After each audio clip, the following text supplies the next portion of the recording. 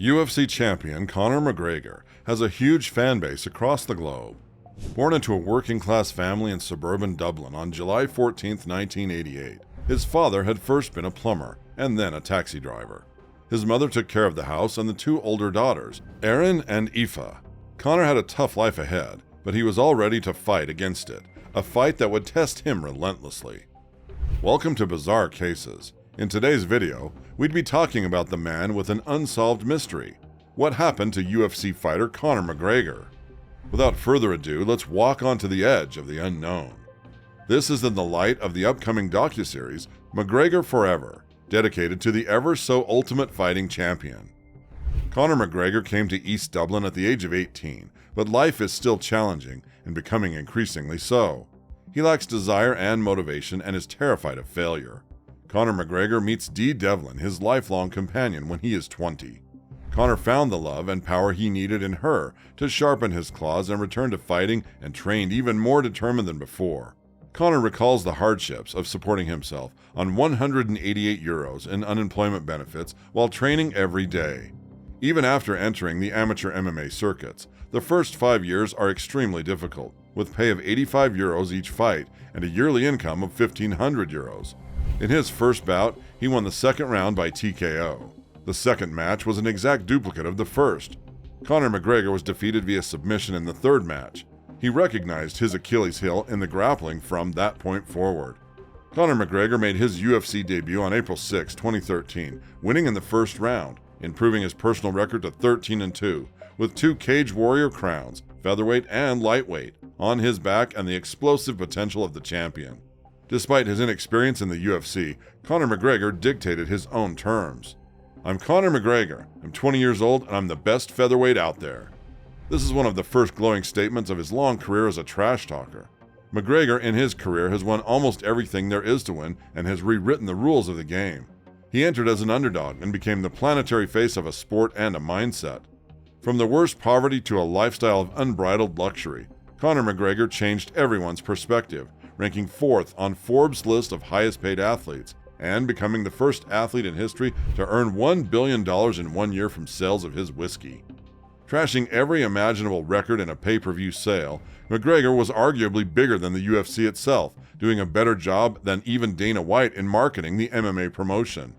On May 5, 2017, his partner Dee gave him the best gift of his life, making him the father of little Connor Jack Jr., hoping that the little kid would continue the legacy one day, following the same legendary footsteps as his father. Record after record, champion after champion, Conor McGregor shocked the world by defeating featherweight legend Jose Aldo with a devastating KO only after 13 seconds of the first round, putting an end to the Brazilian's unbeaten era, and repeating himself by defeating lightweight champion Eddie Alvarez, becoming the third athlete in history to win the title in 2 different weight classes and the first to hold 2 belts at the same time. Champ, as he loved to define it, was a milestone that until the night before seemed unimaginable for everyone. In between Jose Aldo and Eddie Alvarez, the rivalry with Nate Diaz gave birth to 2 fights that are already legend. 1 fight lost and 1 won, just to remind everyone that it is not a matter of talent, it is pure hard work. After that magical night in New York in 2016, the flamboyant champ McGregor, already multi-millionaire, decided that the world was not enough, the paradise was not enough. And here we go down to hell. Here we go with a senseless boxing match against arguably the greatest boxer ever. On the 14th of June 2017, it was announced that McGregor was making his professional boxing debut against Floyd Money Mayweather. Going into the fight, Mayweather was 49-0, with a career spanning over 20 years. McGregor was going into the fight as a huge underdog, but everything he had done up to this point in his career seemed impossible.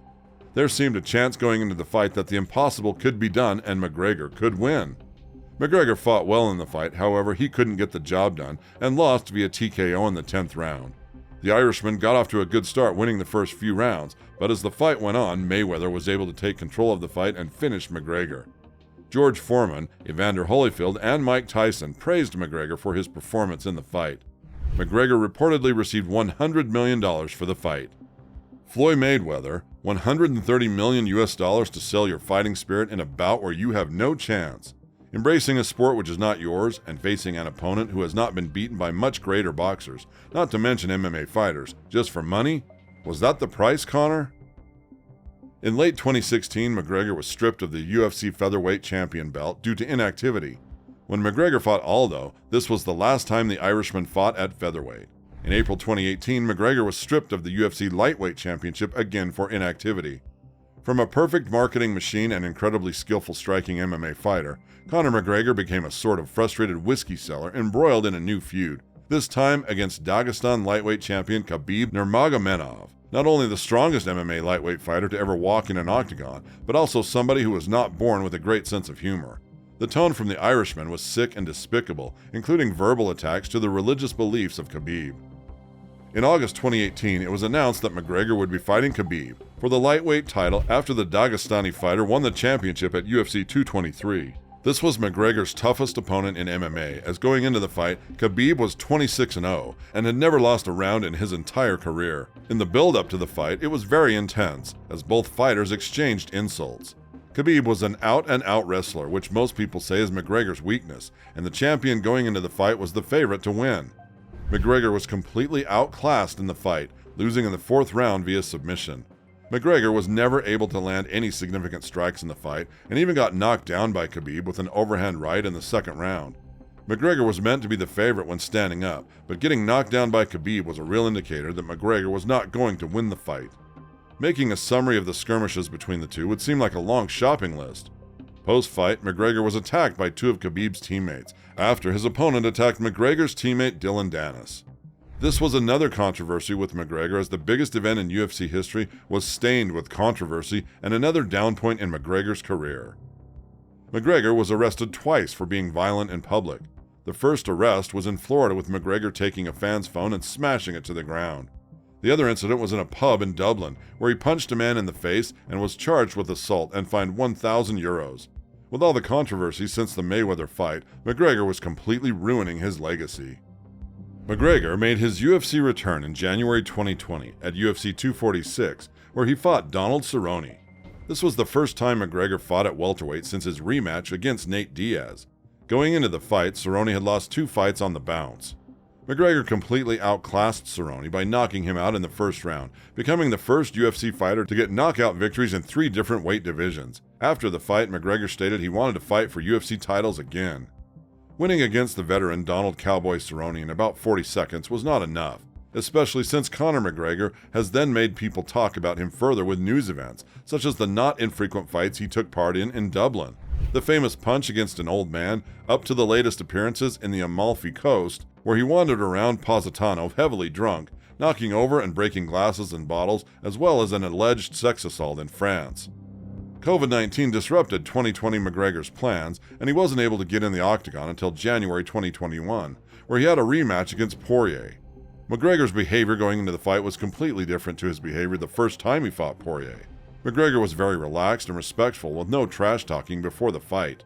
As the fight started, McGregor was able to land multiple strikes on Poirier, but his opponent was able to land many leg kicks. As the 2nd round started, Poirier started to put more pressure on McGregor and was able to land multiple shots. McGregor started to get backed up to the cage as Poirier was unloading on McGregor, and eventually the Irishman went down and the fight was stopped.